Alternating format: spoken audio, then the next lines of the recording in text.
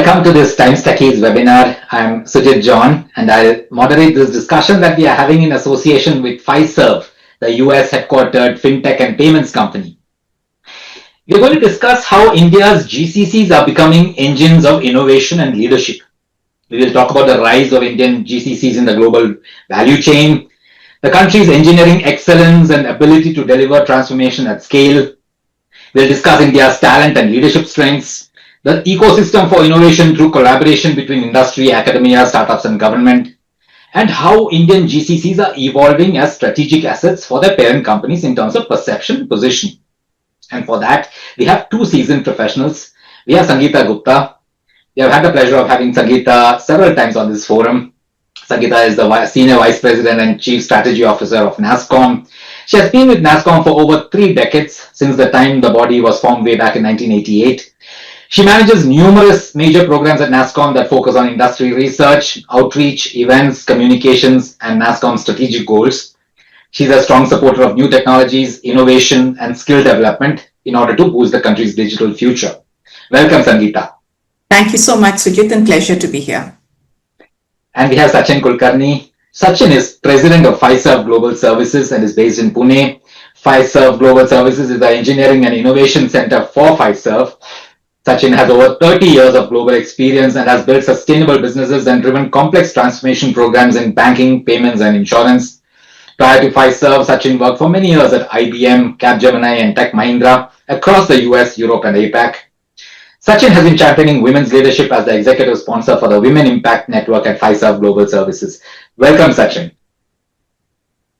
Good afternoon, Sujit, and thank you for that kind introduction.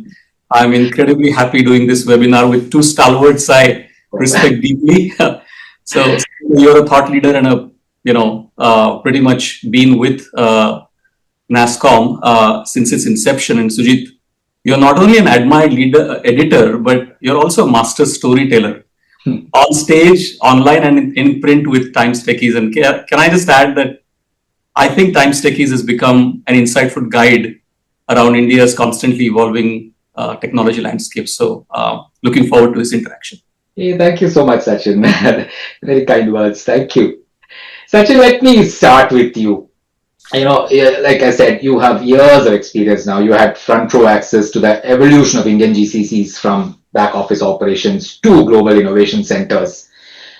What do you have? What factors have enabled this transformation? That's a great question.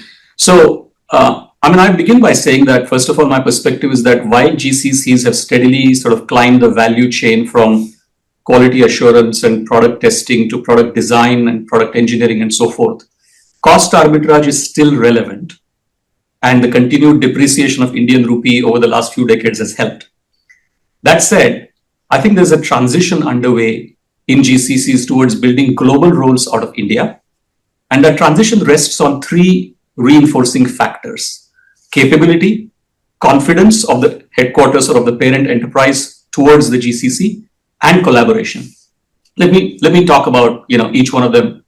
So on capability, first of all, I think for India, scale is a given, right? So we employ something like 1.9 million professionals with 1,800 plus GCCs that then tap into a STEM pipeline of something like 1.5 million graduates coming out of engineering colleges every year.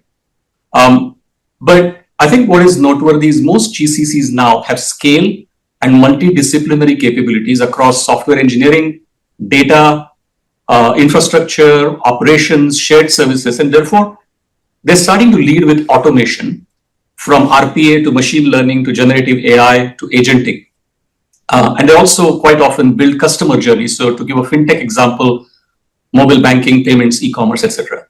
Now, nasscom projects that by 2030, Indian GCCs will have something like 30,000 global roles, which is about 4x to 5x from where we are today. Now, assuming that we will employ about 2.5 million people by 2030, which is another nasscom projection, that translates to about 1.2% only. And that's up from the current minuscule of 0.2% of global roles. I believe personally that this ambition is understated. And because there are economies of scope and economies of adjacency between product ownership, platform ownership, technology ownership, and program management ownership. So from my vantage point, those are the four types of global roles. So if we talk about product owners, few years ago, product vision and go-to-market strategy still stayed with the global headquarters or at least close to the client proximity. Whereas the GCCs did some parts of product roadmap design and all of the development and implementations. And that's how we started at Fiserv back in 2020 with something like 5 or 6 roles. But today we now have about 100 roles in a center of excellence around product management, where we co-own the product strategy. The teams collaborate on designing the roadmaps. We influence the go-to-market approach and pricing. And we have something like 40 roadmaps that we've led from here, from India, across US, EMEA, and APAC. So there's a balanced co-ownership and co-creation, but with a clear accountability and follow-the-sun handoff. So that's the product owner. Platform owners are accountable for design, release planning, development, operational risk, deployment, maintenance, the whole 9 yards. And at Fiserv, to give one example, global product engineering head for one of our flagship cores called Signature, that's the name of our product, is based out of global services, serving 60 plus large clients, financial institutions out of India. Then we talk about the third is the global tech roles, which are enterprise architect, solution architect, chief data architect, even a CTO or a CIO are increasingly based out of GCCs in India. I was at a breakfast meeting recently. In fact, Sangeeta and I were together in this meeting with the heads of several banks, mega GCCs. And one of my peers said that 2/3 of all GitHub code commits for his bank globally come from India. Therefore, it's conceivable that India may now become a natural choice for global tech roles such as chief AI officer or AI ethics leader.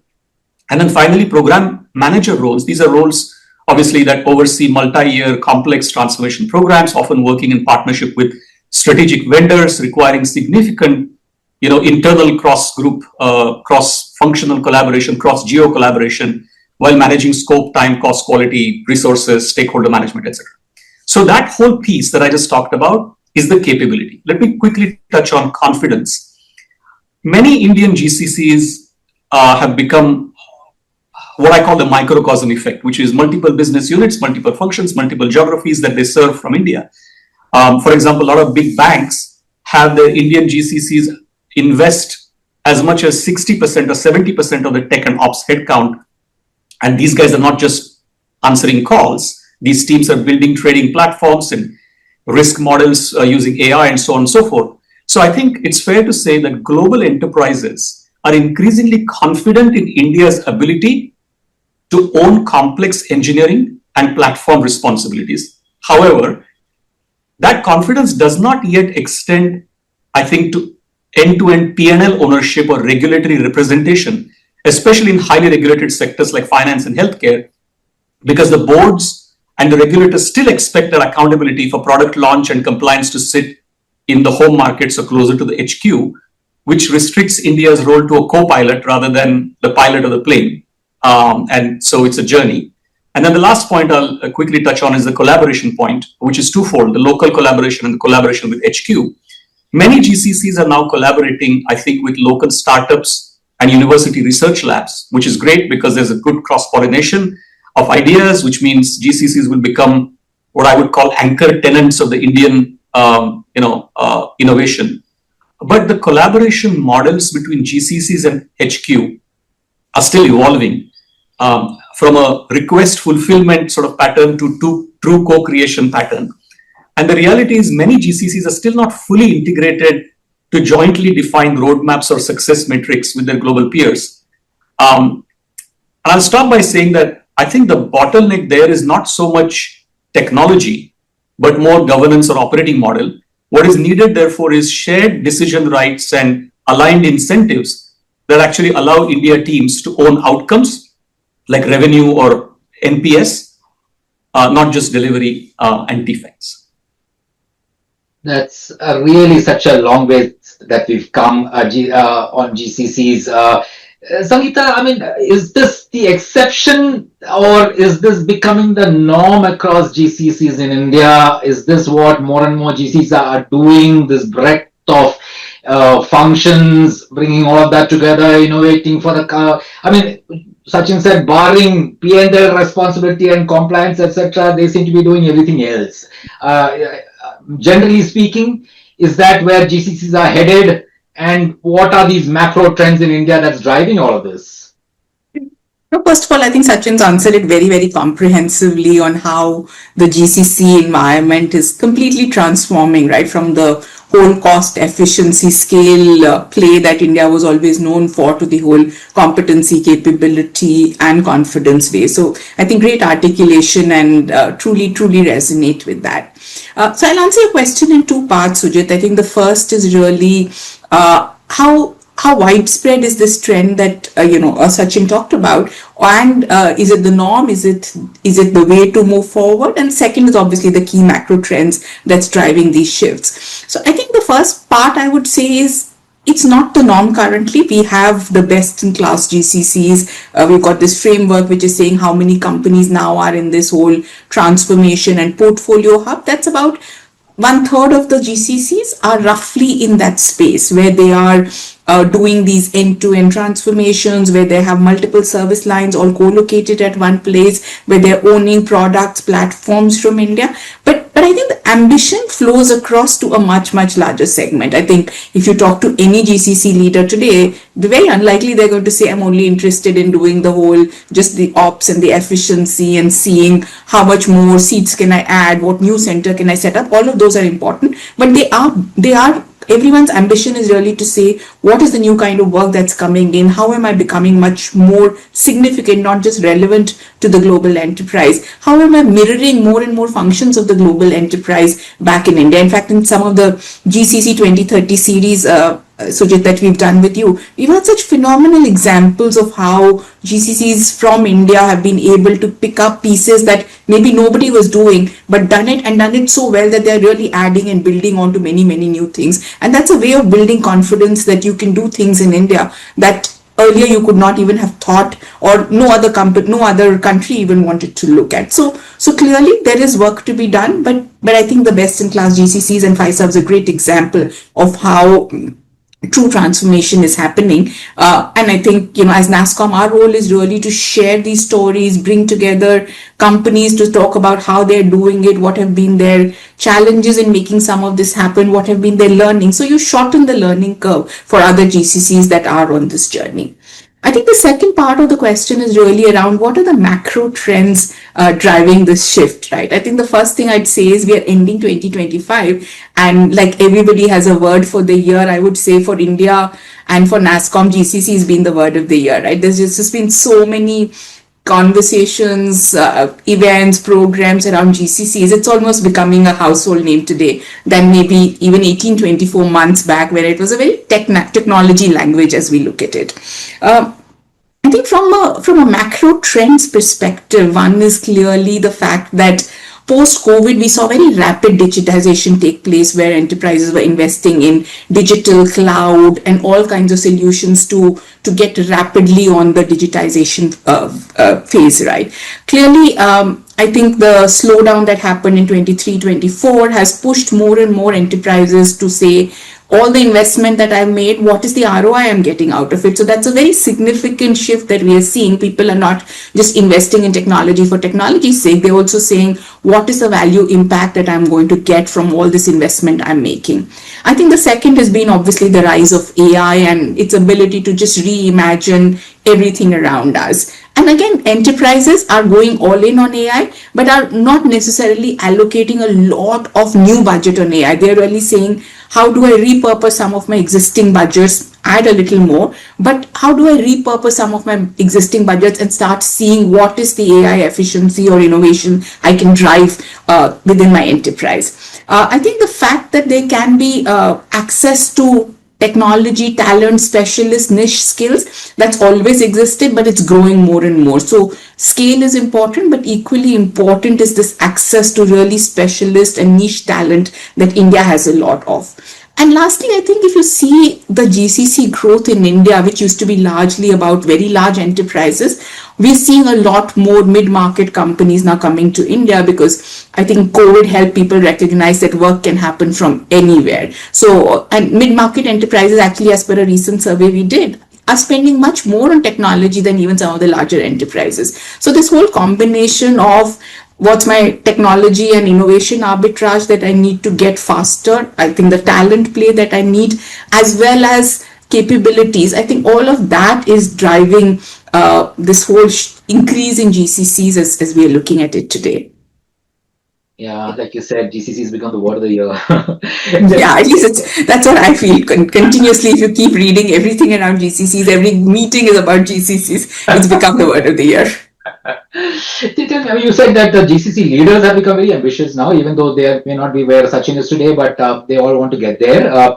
Global boards, are they recognizing, generally speaking, are they all recognizing that India can do all of this for them? Do they want to come here to do the really innovative stuff? What is the sense you have? I think definitely, Sujit, and I think one proof point is just the number of global boards which are visiting India. And when they visit India, they're visiting the GCCs, right? Whether it's the big companies, whether it's the newer companies that are entering in. Earlier, you would see them only going to their India market businesses, right? Because if I'm a big FMCG company and India is a market for me, I will come to India, but my time and my chairman's time will be spent on reviewing my India business. Today, whether it's, they're coming and spending time in the technology and operations centers. They are talking to people like us, they're talking to people like different stakeholders on saying, tell us what we are not doing right or what more we need to do. How good do you think we are? So I think that's a big shift again, where you have a lot of global recognition, the fact from the board, right, from the leadership, that India is very significant, and India GCC, if I can use that word, is very, very significant for my future technology ambitions. And that's why you're seeing this change more and more than what we saw in the past. Oh, nice. Very interesting. Sachin, you of course laid out a broad spectrum of things that you do, but go a little deeper. Give us an idea when you're driving large-scale digital transformation for Fiserv. Mm-hmm. How are you doing that? I guess you're not just doing supporting initiatives for the parent company, but actually driving it from India. Give us an idea about that. Sure. No, that's a great question. Before I answer that, I just wanted to pick up on what Sangeeta just said. One of the things that we as nasscom member GCCs are grateful to nasscom for is, Sangeeta rightly pointed out the question of ROI from, technologies, whether that's, AI is very much, part of the digital transformation journey. nasscom publishes things like an AI compendium, for example. And I think case studies like that, real case studies, help us accelerate our pivot to value. And so we look to their guidance and also a lot of peer networking that happens as a result of these publications. To come to your question, Sujit, I think there's 3 or 4 dimensions there. The first dimension is what I call startup inside the enterprise, sort of the intrapreneurism. So a growing number of GCCs operate like internal venture studios, if you like, incubating digital products that can be commercialized either as platforms or can be spun out as independent offerings, depending on strategy. And these GCCs essentially tap into India's startup ecosystem for pilots and ultimately to become catalysts for new or creative revenue streams for the parent enterprise. So it's not just about cost optimization. Some GCCs also host innovation funds to scale ideas born in India across global markets with formal sort of IP and monetization pathways. At Fiserv, for example, our GCC allocates an innovation fund to run a product incubator and an automation lab. So market opportunities are taken through an intensive 13-week or 1 quarter long program from concept to MVP every year, and that enables then new revenue streams. So that's sort of first dimension. The second dimension. Actually, part of that fund comes to India? Yes, absolutely. So this is the program is it's called Business Innovation Group, the name of the program, the incubator program, and the automation lab that I talked about is called T-Lab, which is a set of sandbox environments. But both these, so what we do is it's quite an aspirational program. Out of thousands of associates, we select the top 30 every year, and they get divided into teams of 6 people, 5 ideas each, and they take it from concept to MVP. And then ultimately they become part of the annual operating plan and become generally available products. So it's something that everybody looks forward to. And we steal cycles from their day job. So there's not like a dedicated team. These teams get formed for a quarter and then they go back to their day job. So it's a very powerful sort of construct. The second dimension is the full stack digital and product teams. So this is the rise of product centric teams in GCCs where you got a bunch of roles working together. So you got product managers, designers, engineers, data scientists, SREs, software reliability engineers, and they're organized around journeys or platforms as opposed to functions. And several GCCs run today digital product development from discovery to design to build to roll out to telemetry entirely from India. And this is reinforced by also centers of excellence that most GCCs now have around AI, data, and cloud that sit within the GCCs to transform the enterprise. One example at Fiserv is a platform we call Data Compass, which delivers business intelligence solutions across 250,000 fields or variables from Fiserv's core banking systems and uses generative AI to convert unstructured data into enriched content to then derive insights from. The third dimension is what I call the AI first product centric model. So, AI first mindset, it's all about automation, predictive analytics, but it's also about being product centric and refocusing the efforts around customer centricity. And this model accelerates digital transformation, focusing on rapid innovation cycles, but also injects into our products real-time decision intelligence, personalized customer experiences. So, here's an example. So we built, very recent example actually, we built something called a smart authorization optimization engine. That's a mouthful, but what it does is for enterprise merchants, which are our clients, to maximize their e-commerce revenue, we detect and fix card authorization failures in real time, which is incredibly important to them. And then the last dimension I'll talk about in terms of digital transformation is just owning execution at scale. GCCs today, obviously, most GCCs lead lifecycle management, using Agile and DevOps. That's a given. You've got full Scrum squads who own product backlogs and release trains with direct accountability now for performance, stability of the platform, customer experience metrics. And because GCCs, run global platforms, which we talked about at the opening of this conversation, I think they're natural anchors for scaling digital transformation across markets, rolling out common microservices, APIs, and AI models to the regions, where the local regional team can then focus on the last mile localization or regulatory nuances. So this build once, scale many times is a clear departure from the older paradigm where India just maintained solutions designed elsewhere. And I think that is probably the fourth and the final paradigm that I can think of in terms of our digital transformation journey. But you also have teams in the US and all who who do somewhat substantially big team, or India is really the new one. So we are more than half of the tech and ops. So in that sense, we are the microcosm. But because we also have data, AI, COEs, infrastructure, and some of the operations, we have that. We have enough decision makers that you need in a multidisciplinary or a cross-functional team physically in India for us to be able to take decisions. But of course, everything is a vertically integrated one Fiserv model.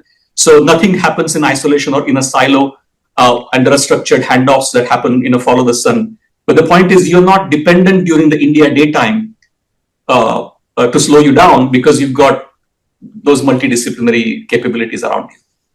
Okay. So we're blessed in that sense. Okay. And getting all this range of talent, not difficult? How's it? You train them a lot, or how's it? We do. So we have.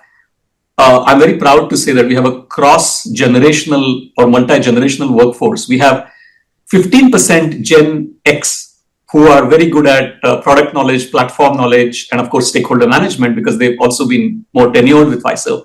But 85% of our workforce are millennials and Gen Zs who are digitally native and therefore, very comfortable with emerging or new technologies. They don't have to unlearn and learn. And I think that combination works very well. But we have, a number of strategies to attract and retain and engage top talent from around India. Okay, wonderful. Sangeeta, similar question, but also, everybody's talking about India having global roles now, and you made some projections for India. Give us an idea, the ability to take on global roles from here. Where do we stand today? What should be some of the characteristics required to become global leaders? Great question, and I'm not sure I know the right answer that well. But I think clearly, if you see one of the maturity metrics we are tracking for India's GCC ecosystem is to look at how many global roles, and and Sachin already explained the different type of global roles, so I'm not getting into it. But I think you see a broad range from a product owner to an operations owner to a chief technology officer sitting in India or a chief AI officer sitting in India. I think there's a very broad base of global roles that are now coming to India. It's also being fueled by the fact that it's not just grooming of local talent. That is very, very important. But you're also seeing some reverse migration, right? People who have worked in the parent enterprise are now coming back to India, building their global teams out of India. So there's a very healthy exchange of talent also that is taking place. People from here are going to their parent enterprise and vice versa. So I think that's playing another very important role in building out these global capabilities, because these people have global relationships. They know how the organization functions at a global level, how decision making is happening. So that's, I think, one kind of shift that we are starting to see. I think the other factor is that when GCCs are expanding hiring, they're obviously grooming internal leaders for these roles, but they're also hiring from lateral market, right? So you have maybe people from other services companies, or, in a banking world, you could hire from the banking world. If you are a hospitality company, Indian hospitality or hotels are among the best. So you also have capabilities that are beyond your organization that you can go out and leverage and train them with the right expertise, domain capability that is needed for building this global leadership capability out of India. And I think the last point on global leaders I'll emphasize is that I think it's a point Sachin said, right? You have all the functions represented in the India GCC in some ways, right? You have the data and AI, which is all your new things that are happening. You have your cloud and digital functions. You have your technology, ADM, infrastructure roles here. You have your operational and functional roles here, right? So in some ways, if you are a leader in an Indian GCC, you are able to see how each of these different roles are, each of these different functions tied to each other, as opposed to only working in a very siloed way, which you may do if you're only part of a global enterprise or if you're sitting in the parent headquarters, right? So I think that exposure, and of course combined with very good leadership training, capability development, ability to hire external talent, is making this whole change towards global leadership much faster than what may have happened even a few years back.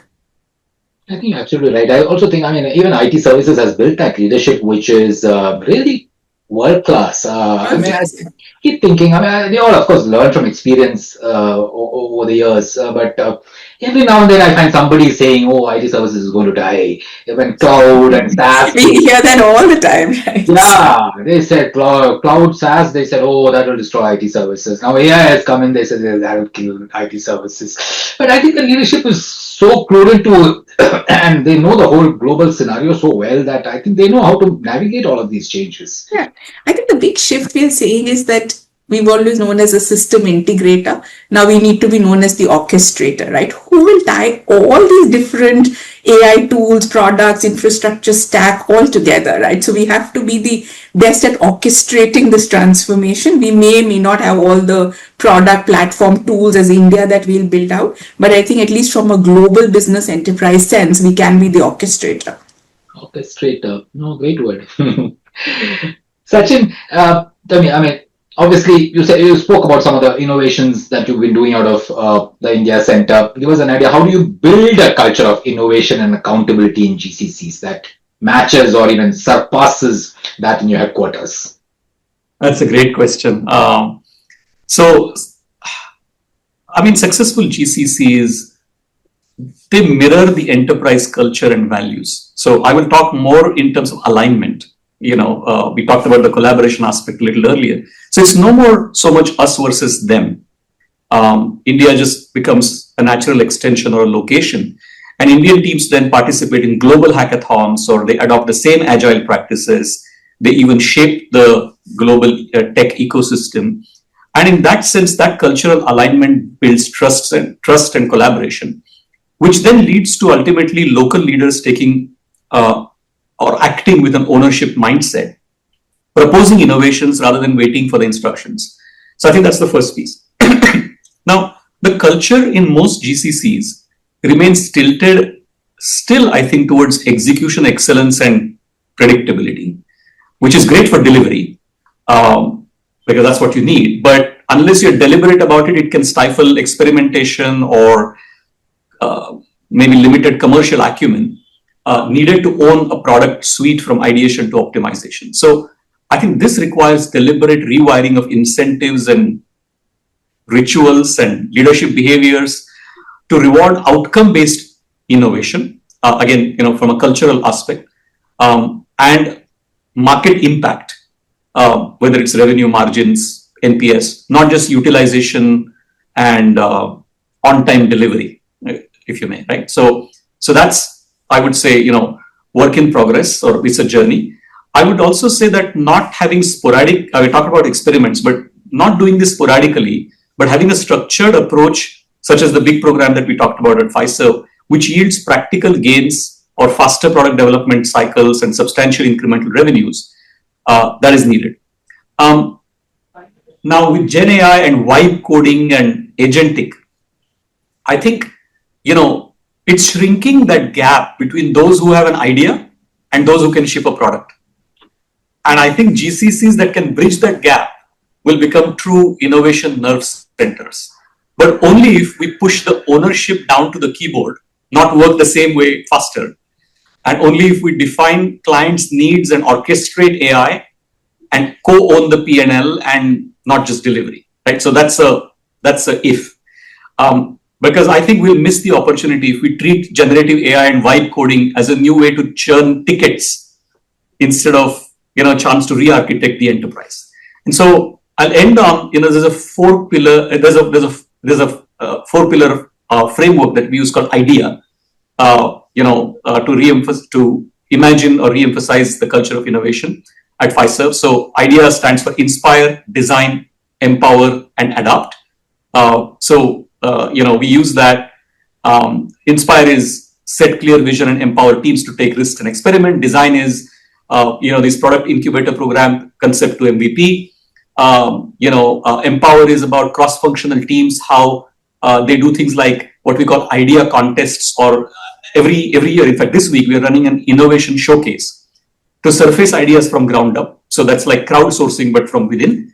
And then finally, the adopt piece is essentially any innovative culture must continuously adopt and look to the future. So from that standpoint, we have adopted an AI inside culture. It's almost like Intel, right? AI inside culture, infusing AI data and agentic solutions into processes and products. Finally, I will say that I think the future of innovation will be judged not just based on what is achieved, but how. And particularly as it pertains to AI, I think instilling ethics and customer trust and societal impact is vital. And so when we look at our sort of policy, if you may, in terms of adopting AI at scale, we talk about continuous, responsible, and scalable innovation by implementing AI ethics guidelines and human in loop as a check in every sort of AI-led automation. And that's we're re-emphasizing that in every sort of town hall and interaction so that it becomes central to our culture. Yeah, and I think if I can just add to, what Sachin said, I think in the same roundtable that Sachin was talking about, we had a couple of GCCs also talk about how they're increasingly focusing on patent filing from India, which is, which would happen maybe in the engineering type of GCCs. We all know the Samsung GE stories, but financial services companies talking about what are the patents they're filing in India. I think that's a very systematic way of driving the change, not just how we did it in the past, right? So. No, very interesting. Do you have teams, Sachin, in India that go on P&Ls? So we started to become shadow P&L. So so I remember I talked at the start about the 100 product management COE, 100 roles. Out of that, about 85 of them are product owners, but the last 15 have graduated to product manager, which is one level up. Now, these are the guys that are actually designing the product roadmap, they're customer facing, they understand the client need, they do competitive analysis, they figure out which features are catch up versus differentiating for Fiserv, and what is it that the clients need.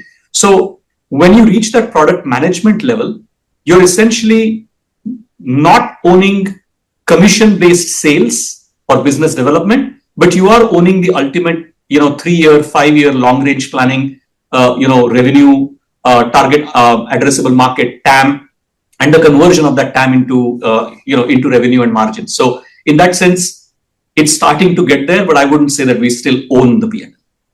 And when you try to implement this innovation mindset and all of that, what kind of challenges do you face? How difficult or easy is it? The classic challenge where one of the things that any large enterprise faces is the explore versus the exploit axis, right? So you're trying to make sure that all of your platforms are stable, available, 4 nines, 5 nines. There are no cyber vulnerabilities. They're safe. They're secure. You're making sure that the defects and the service requests are responded to quickly, so customer service. And while doing that, you're also exploring on the other axis the innovation and the experimentation. And the problem always is you can't have those two run in isolation. So it's that proverbial trying to change the engine while flying the plane kind of analogy. So the challenge always is, what percentage of time and bandwidth do you steal from subject matter experts or SREs or product managers or product owners to do their day job, which is to keep the lights on securely, reliably, and keep delivering releases that are defect free, while getting their mind space to brainstorm, ideate, hackathons, and then convert that into concept to MVPs. That's always the challenge. But having a structure and having some frameworks around it and making some of these things aspirational and linking them to KPIs actually helps. And we also have, over time, developed some people who are now acting as coaches to these programs or sponsors to these programs. So they've gone through their own journey of having done the previous avatars or editions of the product incubator. Now they become, the next year they become coaches, and eventually they become sponsors. So there's a progression there. Sangeeta, same question on innovation, and this is right up your street. NASScom has been a master at this in some ways. Bringing different layers together, and in India's case, partnerships between industry, academia, startups, government, is that working in helping innovations for GCCs to innovate? Definitely. I think if you look at, initial years of innovation was largely about some GCCs setting up their own incubators, accelerators, finding the startups and then helping them with their problem statements, helping them build for them. But I think with the advent of AI, Sujit, we've seen a very significant change. Today, from a startup perspective, they're all building out specific use cases, saying, okay, if I'm a financial services company and I want to focus on fraud management using XYZ, here is my use case. Now go find me the right startups that I can start doing POCs with, and these are paid POCs, not free. And then I'll figure out how to adopt them in my enterprise. I think when global leaders again are visiting India in these GCCs, they all want us to showcase the right startups that can then be embedded along with these GCCs. So clearly they're not just seeing, it's not just fashionable to do an incubator accelerator. There is a business imperative that they're looking at as they work with these partners and startups. And some of those use cases are incredibly complex. So it's not as if, it's just about very low-lying enterprise solutions, but there will be more complex use cases that we are now seeing where more and more GCCs are saying, how can you find me partners that can look at some of these issues? So that's one. I think from an academia perspective, again, from just being a source for talent, you are now seeing that, where can I partner for research with some of maybe tier 1 institutes, in some cases, maybe tier 2 institutes, but there's partnership that's happening from a research perspective, because you're really saying, I need to get all the capabilities I can. I may not be able to build everything myself. Can I find the capabilities outside my ecosystem? And I'm willing to invest again to make that happen.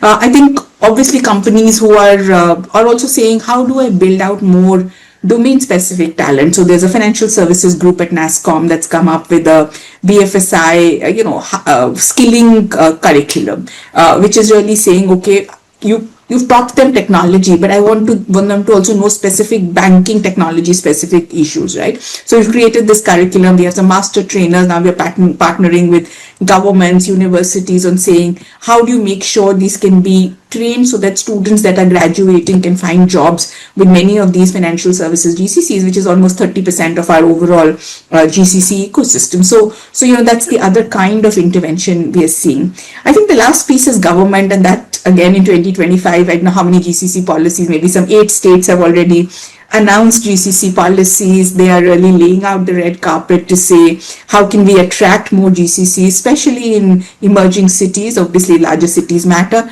but emerging cities to come and set up operations there. They are going and, visiting these companies at their parent headquarters, not at the parent headquarters, the local headquarters in India, asking them to, look at opportunities there if they want access to talent or skills. There's skilling incentives being offered. There is so I think in some ways the GCC ecosystem, and I should add the service provider element also, that it's not a GCC versus service providers. You're also seeing more and more GCCs now saying, where do I partner with the service providers? Yes, I have an older relationship with them, which may be more around staff augmentation and some of the more traditional stuff. But in the newer areas, are there newer ways to partner with service providers? So I think the entire spectrum of stakeholders, whether it's startups, whether it's academia, whether it's government, whether it's service providers, you're seeing those partnerships become increasingly important, right? And I think we should talk about big tech, right? I mean, again, all the big tech have such a big presence in India. So how do you make sure that you're also partnering maybe through your parent, but you're also engaging with the big tech and their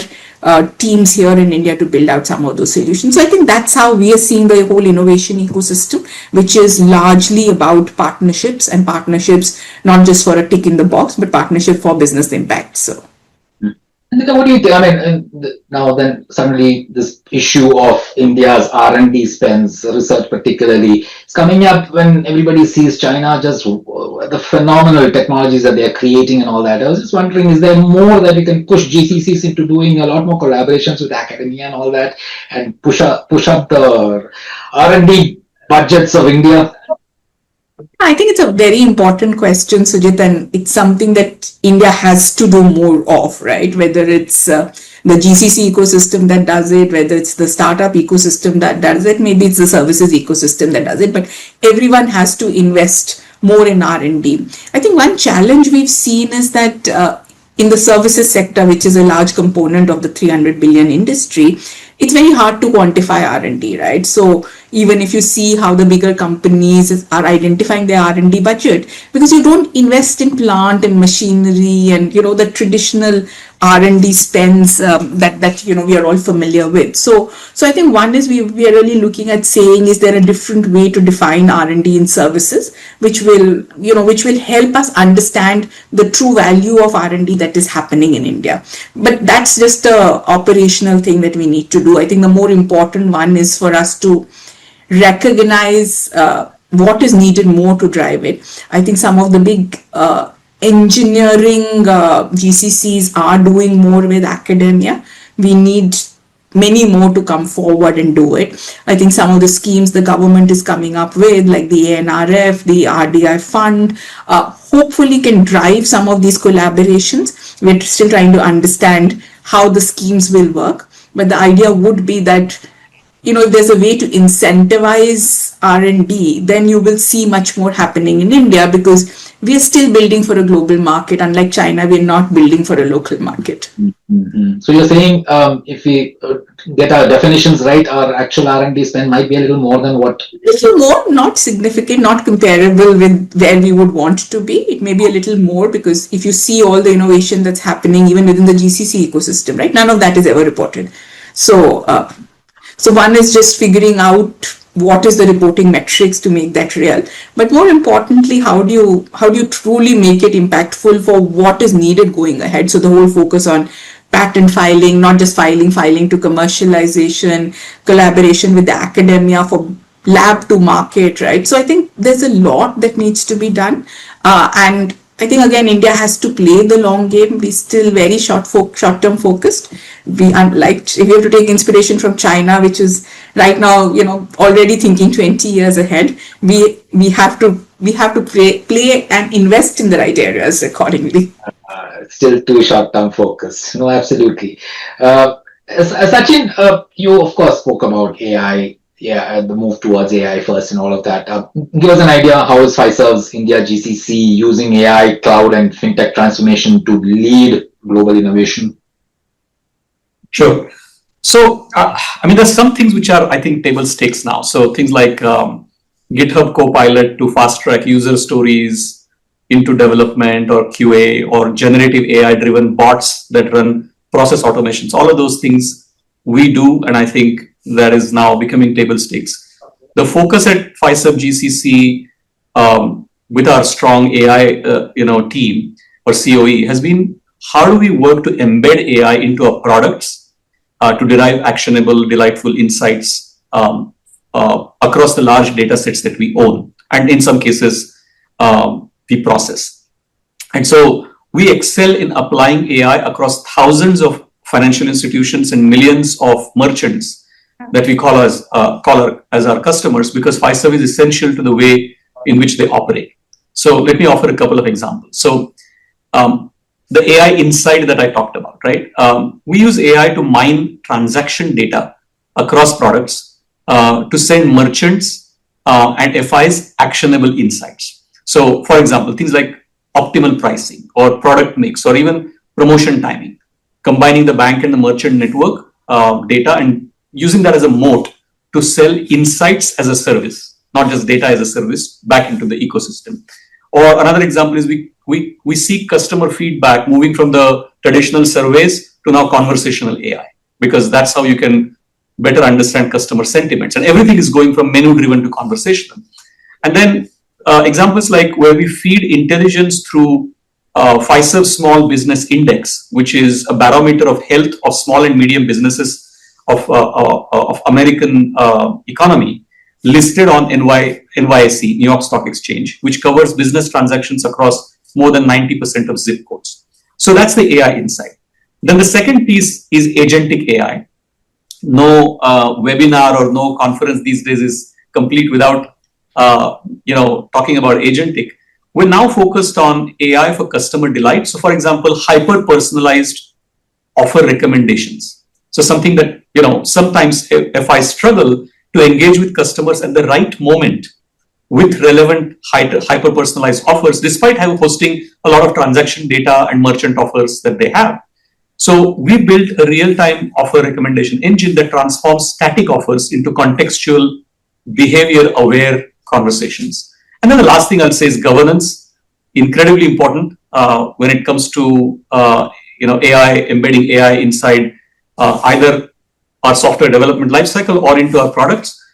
Because so we have something called as Forge.ai, which is a homegrown AI platform that provides automated guardrails, GRC controls, if you like, governance risk controls. They do red teaming, and it also monitors usage analytics to drive safe, responsible, and reusable AI. So yeah, I would say those three are Sometimes people ask us, and of course, you narrated some excellent examples of work that has been done, and it's probably led out of India as well. But sometimes people ask us, okay, can you provide some metrics on business impact? Is that something that you can talk about? I don't know whether it's competitive information or something. Some of these AI-led solutions that you developed maybe led out of India.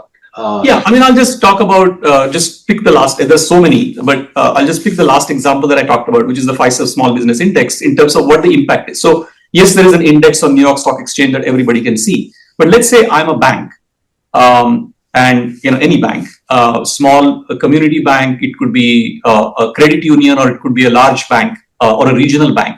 Now, if I have certain branches in certain states of United States that are at specific zip codes, what I can do is go granular below the FSBI index and say that for the small and the medium businesses in my communities where I have banking presence, what is the confidence? What are the spend patterns? And that's a value-added service that the financial institutions are willing to pay for.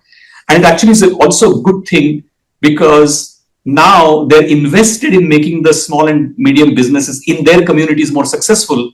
So it's a virtuous cycle. So for each one of these real-time or near real-time insights that we create, moving from predictive analytics to AI, you're also giving actionable insights to the customers that they're now willing to pay for, which ultimately leads to both customer delight on their end and accretive revenue streams on our end. Sangeeta, would you want to, NASSCOM to retain and ensure that India thrives as the world's most attractive hub for high value innovation like GCCs? Other things that you are doing, what would those be? I think it's very important that we don't take this success for granted, Sujit, right? Because yes, we've done well in the GCC ecosystem, but technologies like AI are reimagining how work will get done, right? So if you just assume that it will continue happening the way it is, it will not. So I think the 3-4 big imperatives that India needs to focus on, and obviously NASSCOM needs to focus on. One is clearly around the right kind of talent, right? We have the scale, but do we have the right skills that are needed for this future, right? One of the examples I was hearing, I think from one of the big tech companies, the need for forward deployed engineers. So these are hybrid technical engineers that can, do obviously talk technology, but they can also do consultative selling and business transformation, right? So the skills that you need, I think those are changing, right? So one, I think we have to be very conscious of what is the skill landscape that India is focusing on and how is that evolving on a continuous basis, and we are ready for that. I think that's one. I think ready in the sense? We are ready. We understand that these are the new skills that are needed. So who is providing that skilling? Is it companies that are doing it? Is it academia that is doing it? How are we making sure that we are conscious of the changing skill environment, right?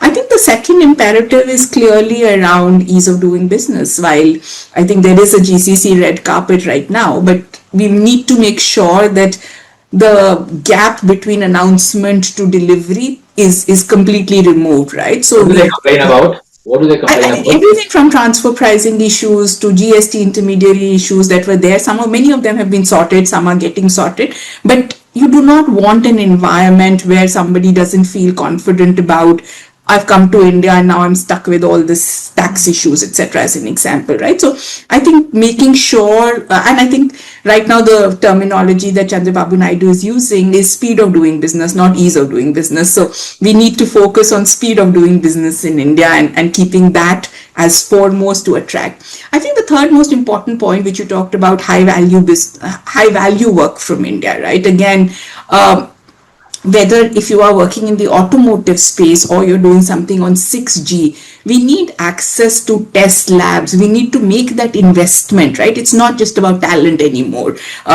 If it's about physical AI that's coming in, India's autonomous drone robotic ecosystem needs to improve, right? So bringing this whole make in India and serve in India and everything together will be also very important to drive the next wave of high value work, which will not be pure services only. So it will be services, products, hardware, semicon. So I think all of that coming together is very, very important for India to continue to attract more high value work in India. Labs and all, who would set that up? Sorry, I think it has to be a combination. We have a lot of public sector labs. One, making sure that access to these labs is available. I think ISRO is a good example, which was always very close, but in the last few years, they've opened up to space tech startups, right? So we have labs in India, but all of them were not necessarily as open to working with the private sector. I think the second is, obviously, in some areas, the government and industry have to co-invest in setting up these labs, and making sure, if we want to compete with China, we have the right research infrastructure in India. And I think in some cases, the government will have to do more, because you're building for the future. Industry will, especially private companies, will wait to see whether it makes sense and is it competitive to do this in India or not. Forward deployed engineers, that's a word. Yeah, that was a new word I learned. What kind of people would these be, Sangeeta? I think the fact is, what they're calling is a hybrid technical engineer, right? So you are somebody who is an engineer who understands core technology, but is not stuck in the coding world, right? You understand your customer's business. You can go work and be engaged at the customer site, helping them say, this is how you will reimagine your workflow, right? So I think, if I can say, maybe an IIT plus MBA who's done this kind of work, right? Okay. Sachin, you have forward deployed engineers? Yes, we do. And it's exactly along the lines of what Sangeeta said. We call them bilingual, as in domain and tech. Completely resonated. Okay. Sachin, as we discussed, GCCs are becoming strategic assets for their parent companies. What kind of new expectations has this created for leaders? A lot. I would say that the perception, it's hard to keep up, actually, because the perception shift from the back office to sort of strategic brain trust. Boards these days expect GCCs to deliver innovation, but also resiliency and business continuity, and leadership pipelines and accretive revenue. So I think the next decade or so will likely judge GCCs on how much they shape the business model, not just how cost effectively they help run it. So obviously, there's an expectation around driving innovation and IP creation, which we talked about. There's an expectation around end-to-end product and P&L ownership, which we already talked about.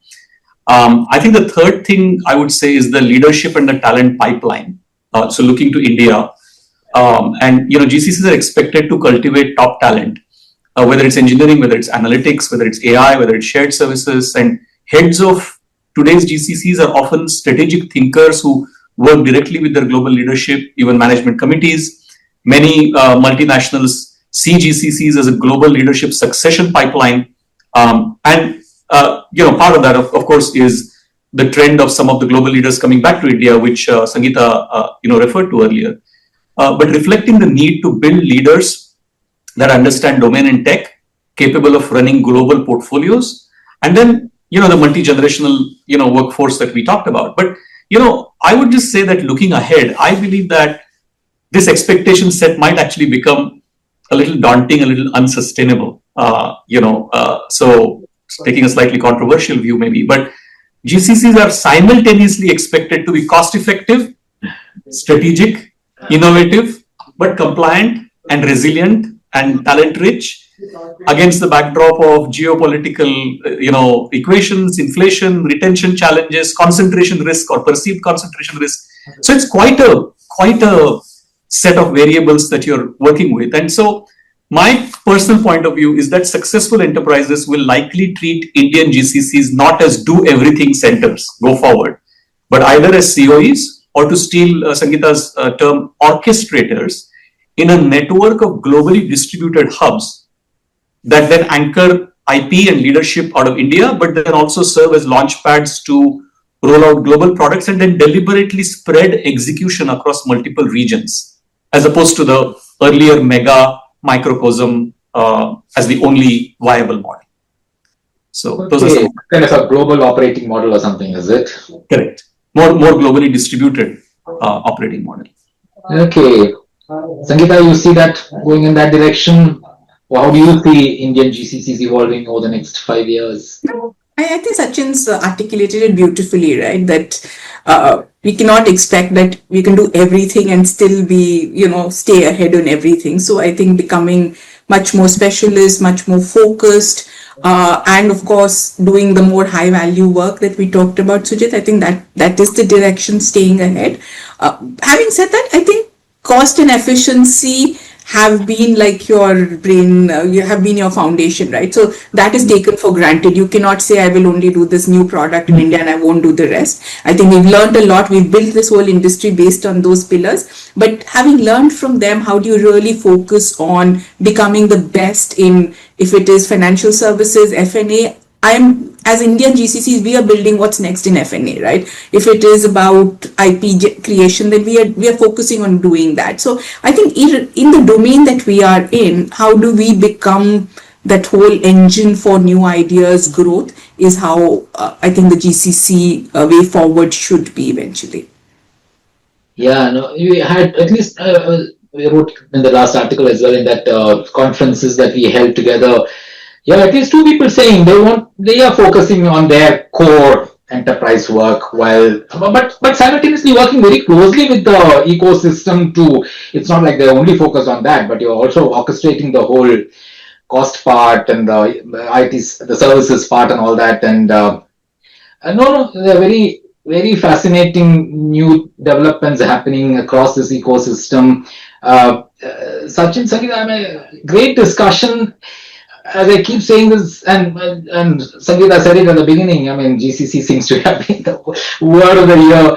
And going forward, I think we're going to hear a lot more of GCCs, because it's almost stunning the way, like, I almost think, I mean, the way what China did for manufacturing, I think what GCCs are in some ways doing for, along with IT services and all that. We are literally driving digital transformation for the world.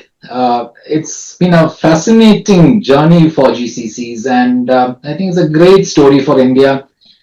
Sachin, Sangeeta, really nice having you on this platform. Great discussion. We really covered a lot of points. I think our talent and our leadership will ensure that this story continues. Thank you. Thank you so much, Sachin. Phenomenal conversation. Thank you. Thank you.